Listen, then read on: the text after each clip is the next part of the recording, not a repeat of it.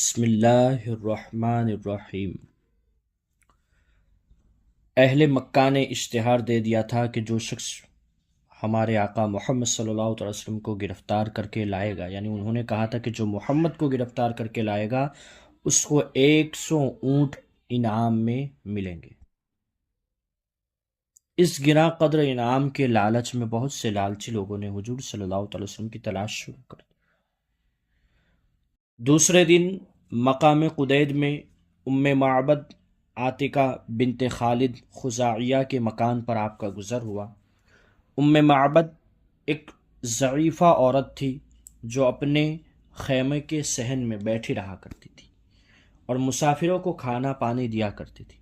حضور صلی اللہ تعالی علیہ وسلم نے اس سے کچھ کھانا خریدنے کا قصد کیا، ارادہ کیا،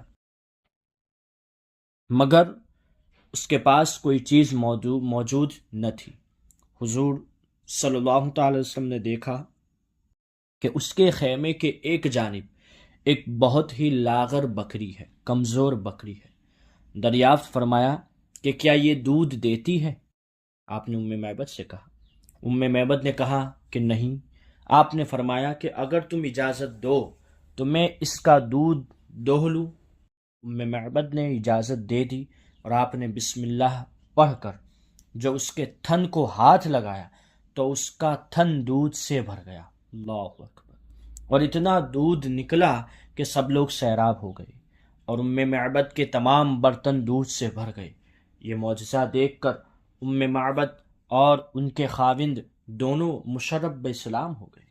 روایت ہے کہ ام معبد کی یہ بکری 18 ہجری تک زندہ رہی اور برابر دودھ دیتی رہی، اور حضرت عمر کے دور خلافت میں جب عام الرمادہ کا سخت قحط پڑا کہ تمام جانوروں کے تھنوں کا دودھ خشک ہو گیا، اس وقت بھی یہ بکری صبح و شام برابر دودھ دیتی رہی۔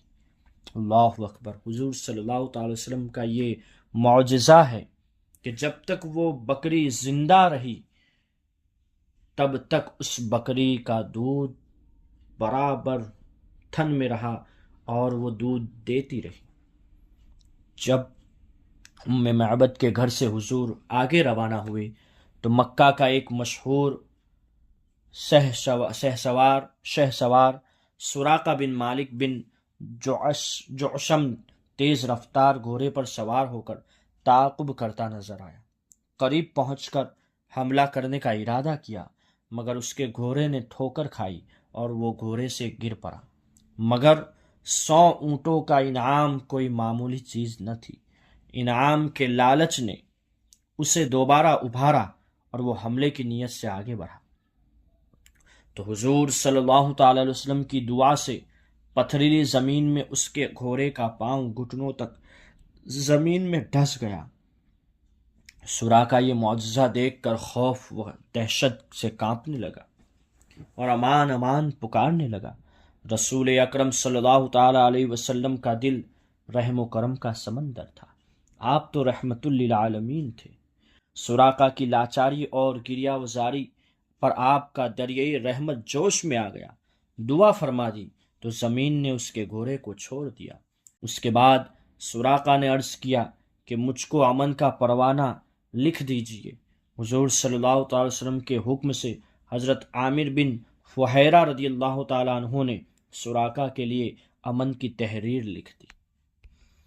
سراقہ نے اس تحریر کو اپنے ترکش میں رکھ لیا اور واپس لوٹ گیا۔ راستے میں جو شخص بھی حضور صلی اللہ تعالی وسلم کے بارے میں دریافت کرتا تو سراقہ اس کو یہ کہہ کر لوٹا دیتا کہ میں نے بڑی دور تک بہت زیادہ تلاش کیا مگر آپ صلی اللہ تعالی وسلم اس طرف نہیں ہیں۔ واپس لوٹتے ہوئے سراقہ نے کچھ سامان سفر بھی حضور صلی اللہ تعالی علیہ وسلم کی خدمت میں بطور نذرانہ پیش کیا، مگر آپ صلی اللہ تعالی وسلم نے قبول نہیں فرمایا۔ سراقہ اس وقت تو مسلمان نہیں ہوئے، مگر حضور صلی اللہ تعالی علیہ وسلم کی عظمت نبوت اور اسلام کی صداقت کا سکہ ان کے دل پر بیٹھ گیا۔ جب حضور صلی اللہ تعالی علیہ وسلم نے فتح مکہ اور جنگ طائف و حنین سے فارغ ہو کر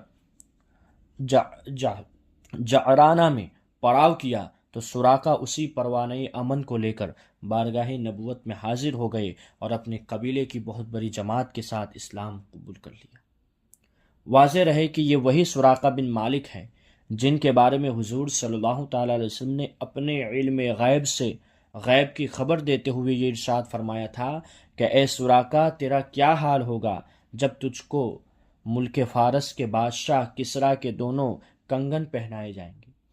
اس ارشاد کے برسوں بعد جب حضرت عمر فاروق اعظم کے دور خلافت میں ایران فتح ہوا اور کسریٰ کے کنگن دربار خلافت میں لائے گئے تو امیر المؤمنین حضرت عمر فاروق نے تاجدار دو عالم صلی اللہ علیہ وسلم کے فرمان کی تصدیق و تحقیق کے لیے وہ کنگن حضرت سراقہ بن مالک کو پہنا دیے اور فرمایا کہ اے سراقہ، یہ کہوں کہ اللہ تعالیٰ ہی کے لیے حمد ہے جس نے ان کنگنوں کو بادشاہ فارس کی کسریٰ سے چھین کر سراقہ بدوی کو پہنا دیا۔ حضرت سراقہ نے 24 ہجری میں وفات پائی، جبکہ حضرت عثمان غنی تخت خلافت پر رونق افروز تھے۔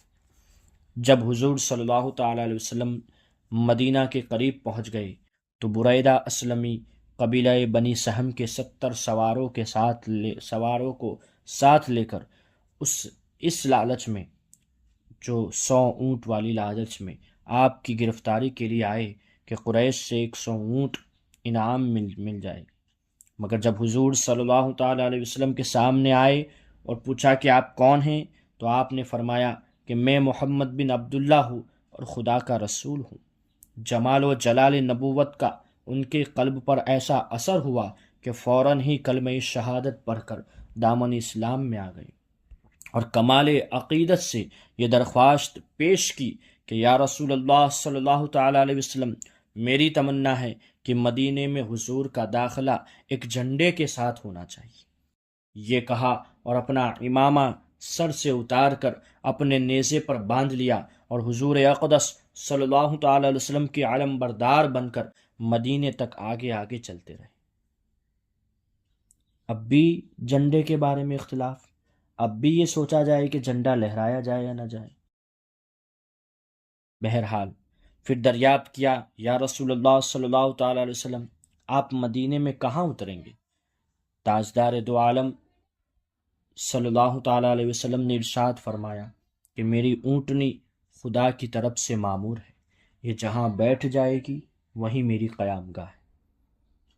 اس سفر میں حسن اتفاق سے حضرت زبیر بن عوام سے ملاقات ہوئی، جو حضور اکرم صلی اللہ تعالی علیہ وسلم کی پھوپھی حضرت صفیہ کے بیٹے ہیں۔ یہ ملک شام سے تجارت کا سامان لے کر آ رہے تھے۔ انہوں نے حضور صلی اللہ تعالی علیہ وسلم اور حضرت ابوبکر صدیق کی خدمت میں چند نفیس کپڑے، خوبصورت حسین ترین کپڑے بطور نذرانہ پیش کیے، جن کو تاجدار دو عالم اور حضرت ابوبکر صدیق نے قبول فرما لی۔ حضور صلی اللہ تعالی علیہ وسلم کی آمد کی خبر چونکہ مدینے میں پہلے سے پہنچ چکی تھی اور عورتوں بچوں تک کی زبانوں پر آپ کی تشریف آوری کا چرچا تھا، اس لیے اہل مدینہ آپ کے دیدار کے لیے انتہائی مشتاق و بے قرار تھے۔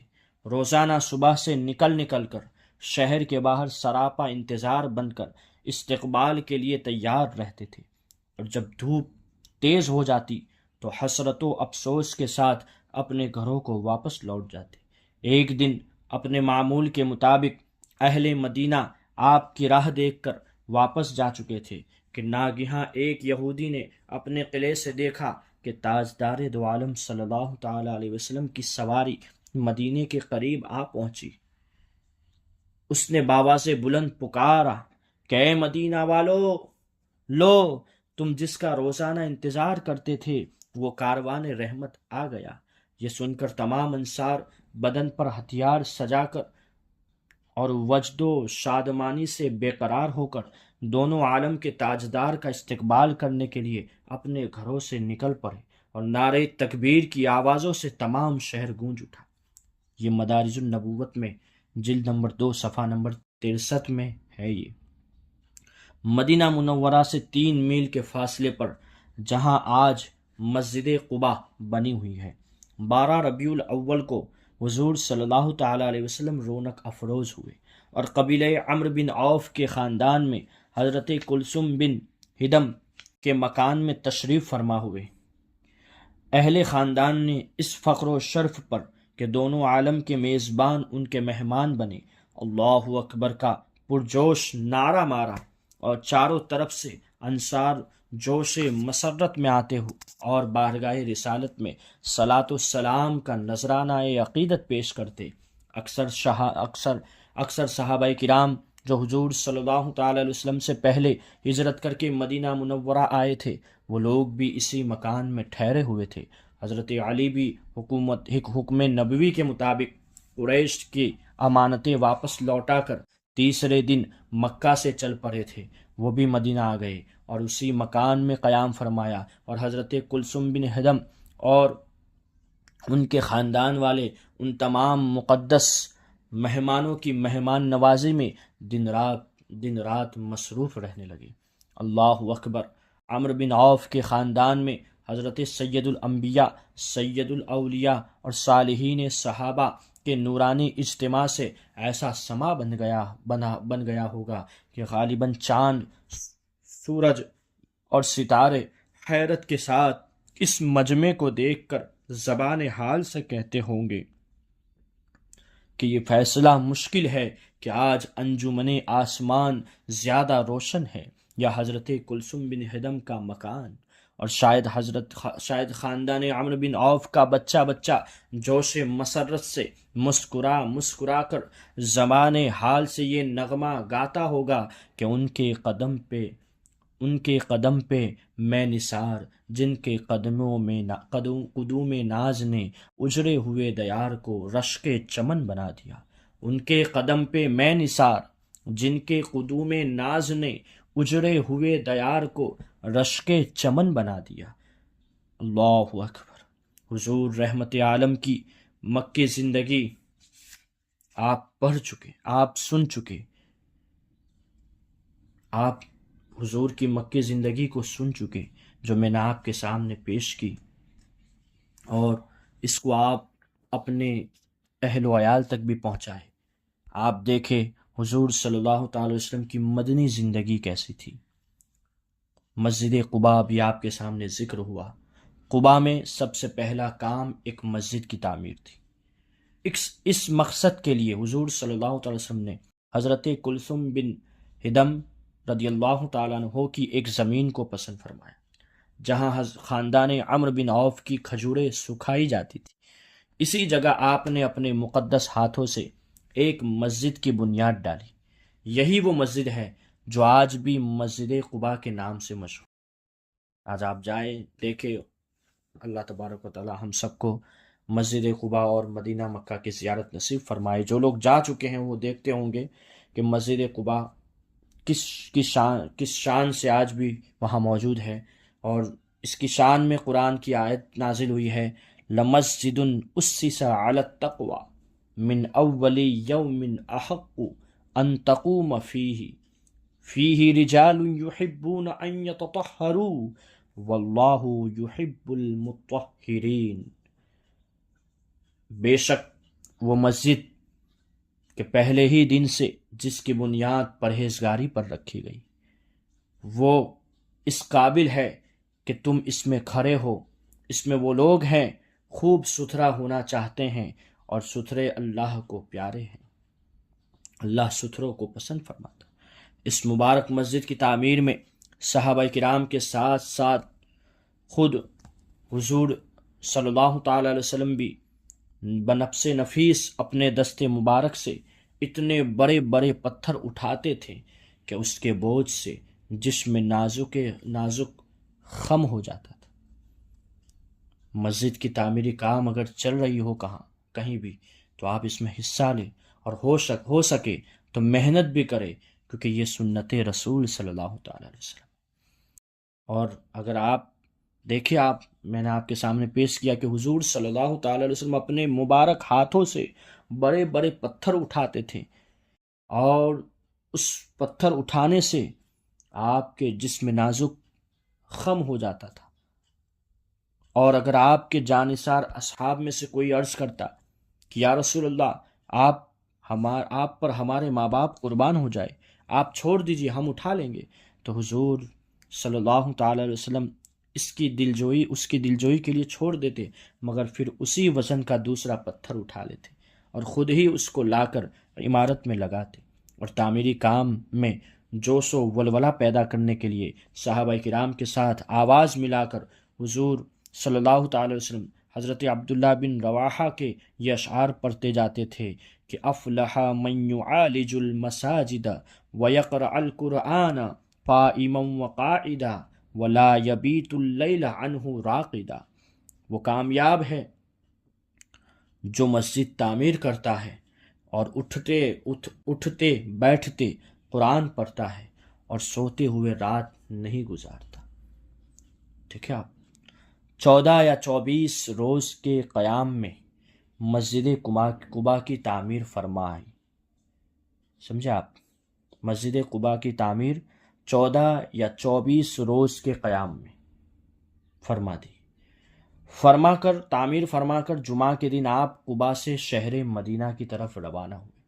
ابھی تو آپ شہر مدینہ میں انٹری آپ کی ہوئی نہیں ہے، یہ شہر مدینہ سے کچھ دور قباء جو جگہ ہے وہاں جو مسجد تعمیر ہوئی، اس کے بعد حضور صلی اللہ تعالی علیہ وسلم شہر مدینہ کی طرف روانہ ہوئے جمعہ کے دن۔ راستے میں قبیلہ بنی سالم کی مسجد میں پہلا جمعہ آپ نے پڑھایا۔ یہی وہ مسجد ہے جو آج تک مسجد الجمعہ کے نام سے مشہور ہے۔ اہل شہر کو خبر ہوئی تو ہر طرف سے لوگ جذبات شوق میں مشتاقانہ استقبال کے لیے دور پڑے۔ آپ کے دادا عبد المطلب کے ننہالی رشتہ دار بنو نجار ہتھیار لگائے قباء سے شہر تک دور یہ صفے باندھے مستانہ وار چل رہے تھے۔ آپ راستے میں تمام قبائل کی محبت کا شکریہ ادا کرتے اور سب کو خیر و برکت کی دعائیں دیتے چلے جا رہے تھے۔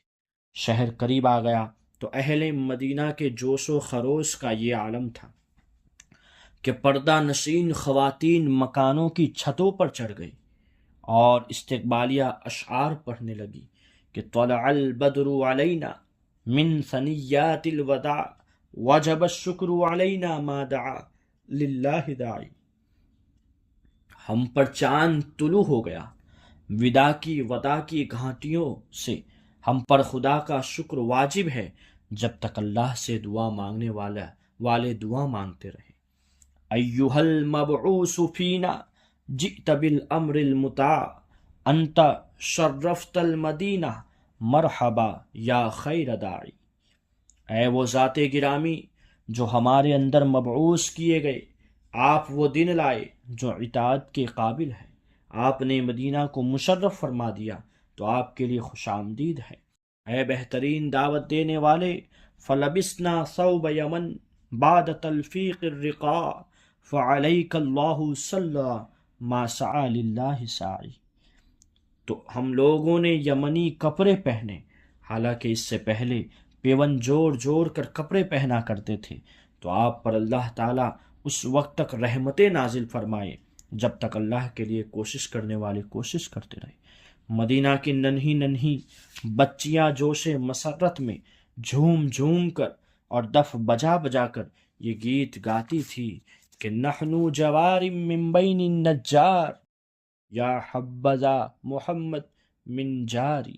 ہم خاندان بنو نجار کی بچیاں ہے، واہ کیا ہی خوب ہوا کہ حضرت محمد صلی اللہ تعالی علیہ وسلم ہمارے پڑوسی ہو گئے۔ حضور اقدس صلی اللہ تعالی وسلم نے ان بچیوں کے جوش مسرت اور ان کی والہانہ محبت سے متاثر ہو کر پوچھا کہ اے بچیوں، کیا تم مجھ سے محبت کرتی ہو؟ تو بچیوں نے ایک زبان ہو کر کہا جی ہاں۔ یہ سن کر حضور صلی اللہ تعالی علیہ وسلم نے خوش ہو کر مسکراتے ہوئے فرمایا کہ میں بھی تم سے پیار کرتا ہوں۔ چھوٹے چھوٹے لڑکے اور غلام جھنڈ کے جھنڈ مارے خوشی کے مدینہ کی گلیوں میں حضور کی آمد کا نعرہ لگاتے ہوئے دوڑتے پھرتے تھے۔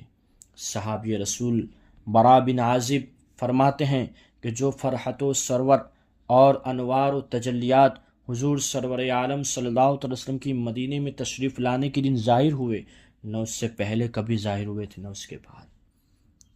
تو دوستو یہ مدارج النبوت میں مذکور ہے۔ تو دوستو حضور کی آمد کا چرچا، مدینے والے حضور کی آمد کا جشن اس طرح منائے، تو اگر حضور کے غلام مدینہ سے کافی دور جلوس کی شکل میں، جشن کی شکل میں، محفل کی شکل میں، نعت گوئی کی شکل میں صلاۃ و سلام پڑھتے ہوئے حضور کی آمد کی خوشی منا کر، اسی طرح جلوس نکال کر، جھنڈے لہرا کر مرحبا کے نعرے لگائے، تو اس میں کیا غلط ہے؟ صحابہ کرام کی سنت پر ہم عمل کرتے ہیں۔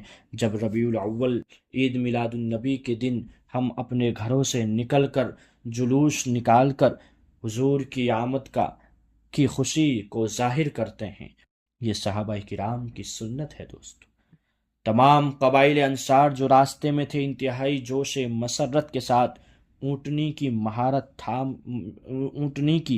مہر تھام کر عرض کرتے ہیں کہ یا رسول اللہ، آپ ہمارے گھروں کو شرف نزول بخشیں، مگر آپ ان سب محبین سے یہی فرماتے کہ میری اونٹنی کی مہار چھوڑ دو، جس جگہ خدا کو منظور ہوگا اسی جگہ میری اونٹنی بیٹھ جائے گی۔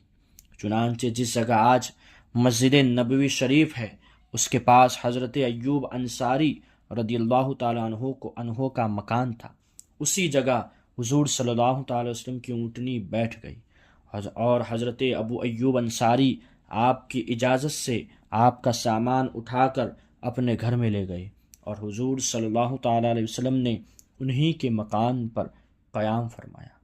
حضرت ابو ایوب انصاری نے اوپر کی منزل پیش کی، مگر آپ نے ملاقاتیوں کی آسانی کا لحاظ فرماتے ہوئے نیچے کی منزل کو پسند فرمایا۔ حضرت ابو ایوب انصاری دونوں وقت آپ کے لیے کھانا بھیجتے، اور آپ کا بچا ہوا کھانا تبرک سمجھ کر میاں بیوی کھاتے۔ کھانے میں جہاں حضور صلی اللہ تعالی وسلم کی انگلیوں کا نشان پڑا ہوتا، حصول برکت کے لیے حضرت ابو ایوب انصاری اسی جگہ سے لقمہ اٹھاتے اور اپنے ہر قول و فعل سے بے پناہ ادب و احترام اور عقیدت و جانثاری کا مظاہرہ کرتے۔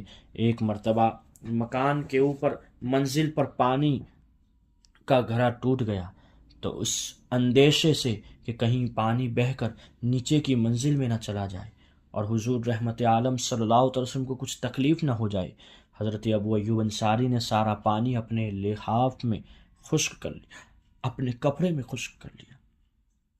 گھر میں یہی ایک لحاف تھا جو گیلا ہو گیا۔ رات بھر میاں بیوی نے سردی کھائی، مگر حضور صلی اللہ تعالی وسلم کو ذرہ برابر تکلیف پہنچ جائے یہ برداشت نہ کیا، یہ گوارا نہیں کیا، خود ٹھنڈک میں رہے، کیونکہ ان کا لحاف، ان کا کپڑا گیلا ہو گیا تھا، لیکن حضور صلی اللہ علیہ وسلم کو تکلیف نہ پہنچے، اس لیے 7 مہینے تک حضور صلی اللہ تعالی وسلم حضرت ابو ایوب انصاری